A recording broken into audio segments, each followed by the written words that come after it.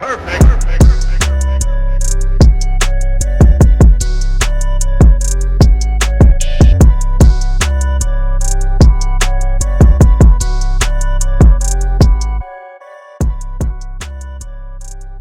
7 in the books, another week, and I finally figured out how to look at the trades y'all are doing, and I am disappointed because there are not many trades and they are also not very significant.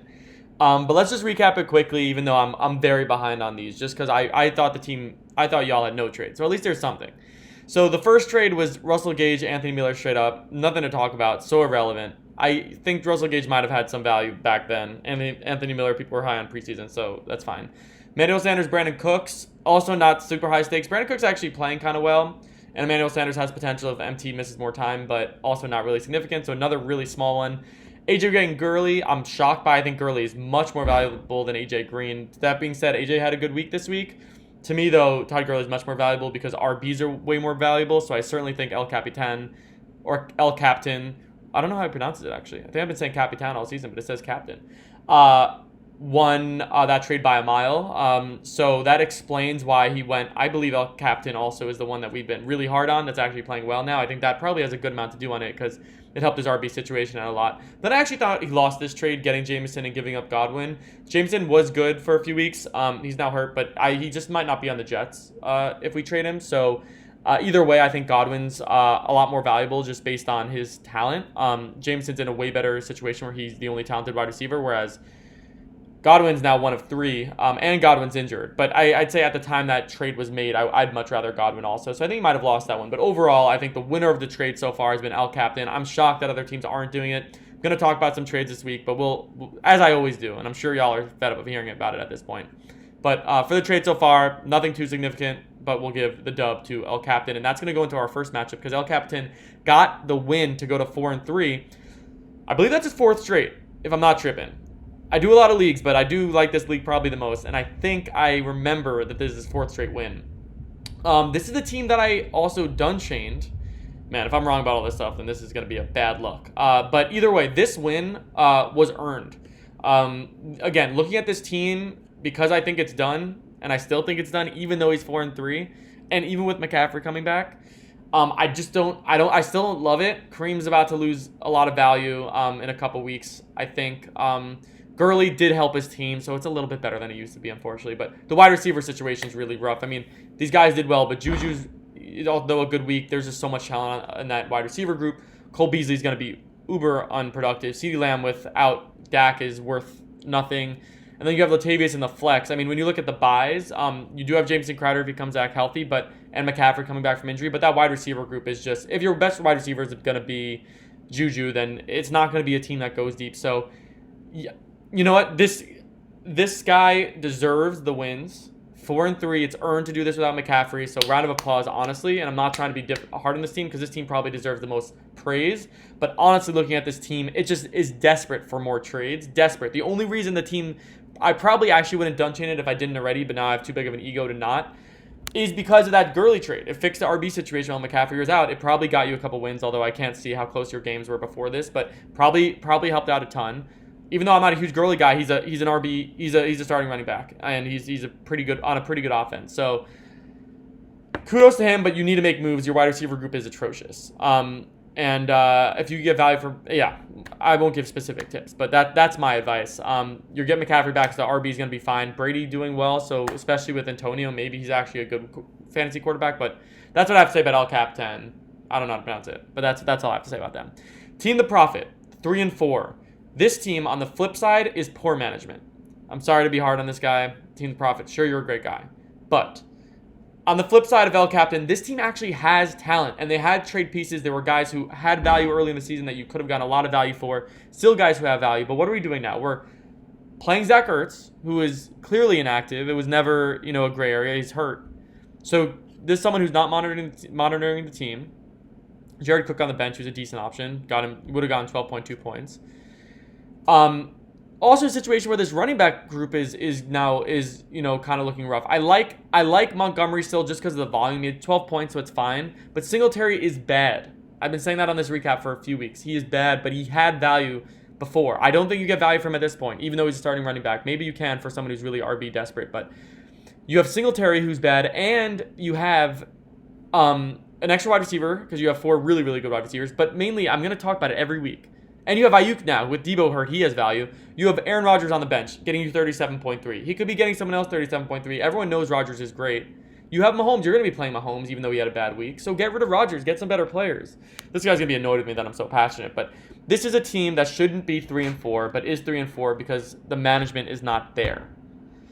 Okay, I know I'm talking like I know things, and I know I'm just a normal person just like you, but this is just an objective opinion. It's one person, but it's just an objective opinion. The only person you could hear outside of the league who gives a shit about your league, because no one else cares about fantasy leagues. I talk about my team to other people, they're like, dude, get away from me. So this is your objective opinion that this team could save it. You did a great job drafting. You put a good group of guys together, but you've done nothing since. You're playing inactive guys. You're not making moves, and that's going to be my hardest rant of the season. I want to wake Team the Prophet up. I want to wake him up. Wake up. Okay. Whew, I'm already tired. I don't want to do the rest. All right, that's going to be the recap. Thank you, everyone, for watching. I will do the other ones. Okay, Pain Train with the loss to go to 4-3. Sorry. Yes, with the loss. Wow, I saw you got 121. So, not an awful week, but you got the loss, unfortunately. Kyler Murray was the reason that it wasn't an awful week because the rest of your team was bad. Kyler Murray got you 50, so he saved it from being an awful week. But the rest of the team, unfortunately, was bad. The RB group right now is unrecognizable. You had to go with Damian Harris and Mike Davis. Mike Davis being good, but Mike Davis, as we said, that value is not, it's regressing, and that's even before McCaffrey comes back, and now you got McCaffrey coming back. Good news for you is Dalvin Cook is going to be back. So that's obviously great news for you very soon. So you don't need to play Damian Harris. You can play Mike Davis until McCaffrey gets back. I'd be curious to see what you're going to do at that RB2 spot. That's the question of this team. I like the Dez pickup. There's clearly a team that's on top of it. And, I can't even hate the starts you made because you didn't really have options. You're just thin at running back. I am curious if you're going to keep rolling with Mike Davis once McCaffrey comes back or if you're going to try and fix that situation longer term. Because at 4-3, there's a lot of bright spots on this team, and it's a team that could certainly make it.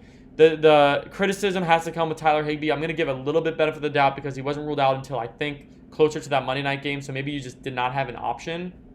And Fulgham's a great pickup, so I think this is actually a guy who monitors the team and is putting the effort in and usually making the right calls. But Higbee was banged up. I didn't follow too closely, but anytime you play someone who's inactive, that's on us. So with that being said, at 4-3, I think this team has a lot of potential. Just super curious to see what the RB2 situation is going to be because that might be the make or break whether or not he makes the playoffs or not.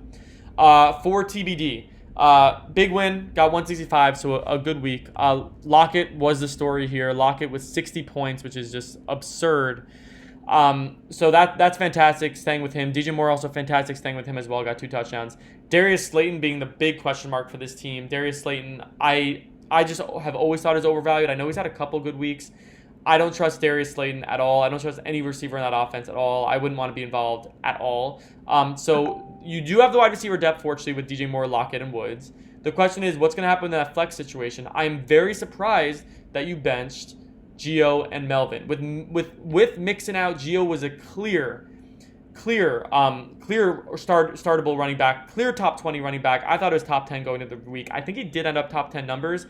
Because especially this league's full point PPR, I believe, and he is the most active receiving back, and now he's the workhorse back. So it was an obvious start, and I think Mixon will miss more time.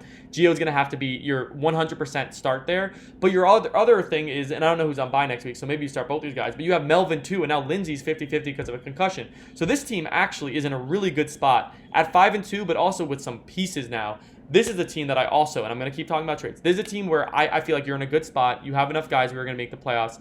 You got a guy like Melvin who's going to be very valuable for the next couple weeks. Might lose a little bit of value when Lindsey gets back. So I would definitely flip and make a trade. Maybe wide receiver, running back, pair up Melvin with one of them because he's not going to be as valuable when you really need him in the playoffs, which you're going to make.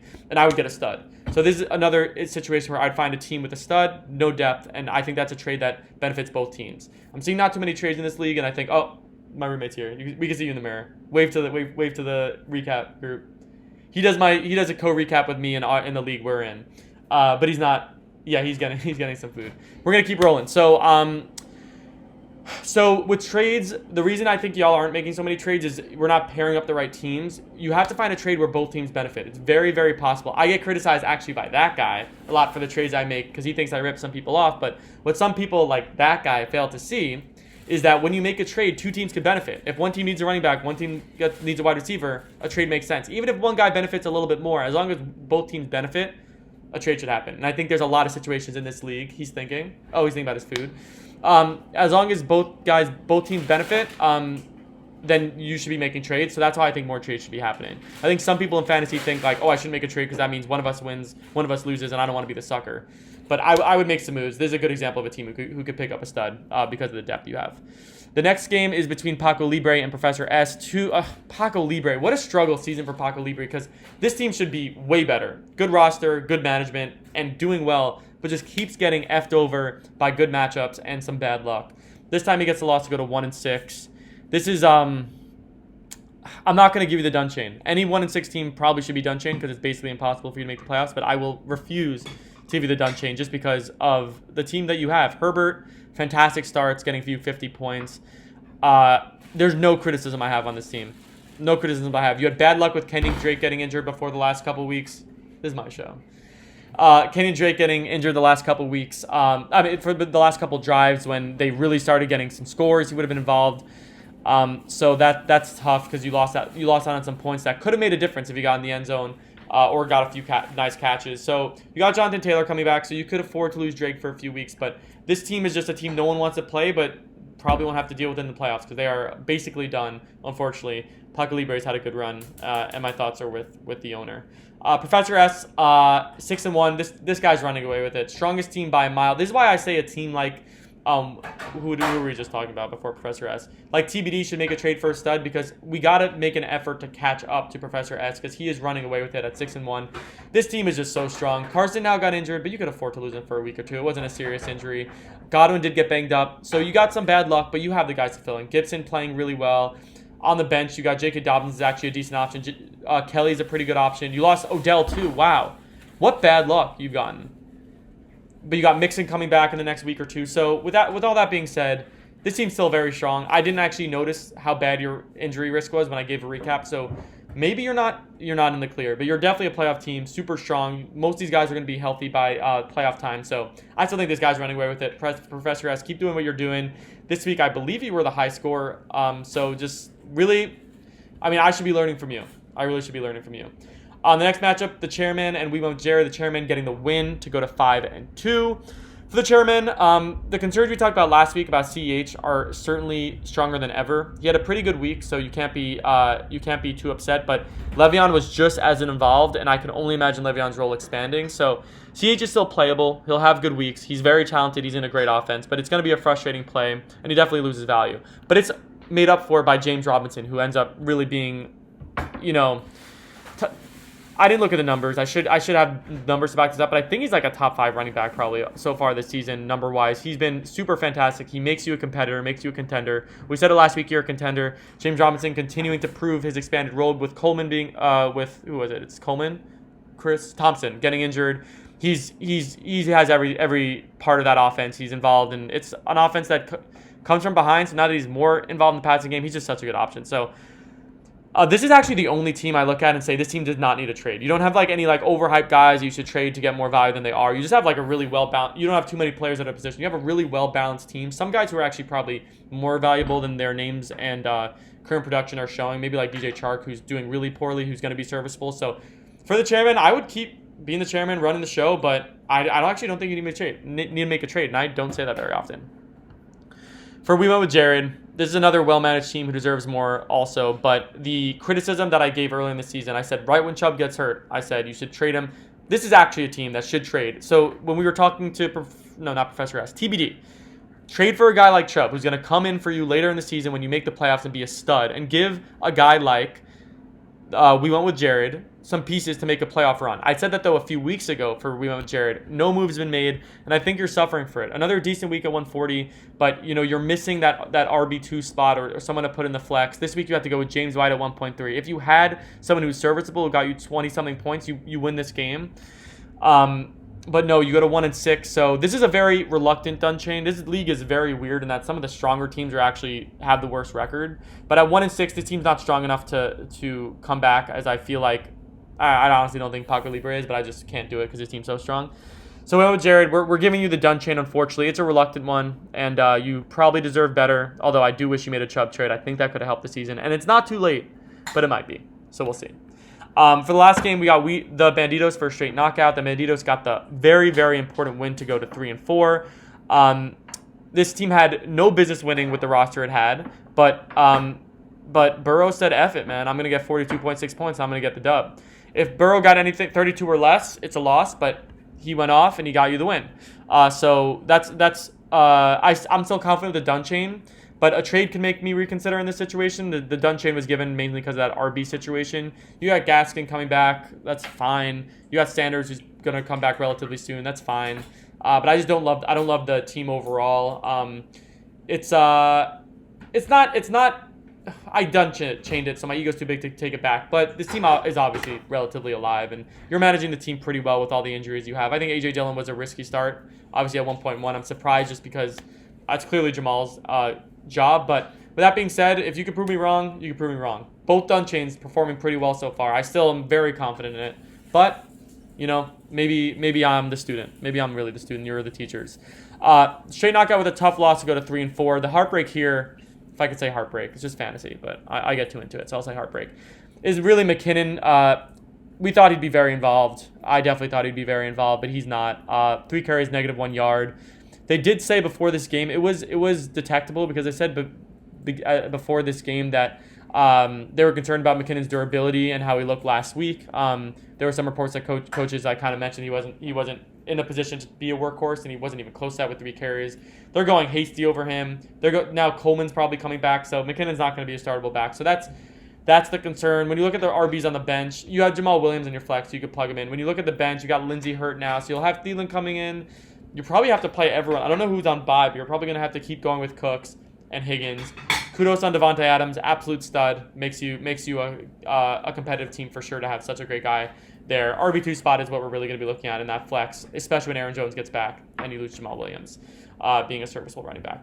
So with that being said, that's going to do it for our Week 7 recap. Make some trades. I want to be coming next week talking about all these trades. So make them, and best of luck. Have a good one.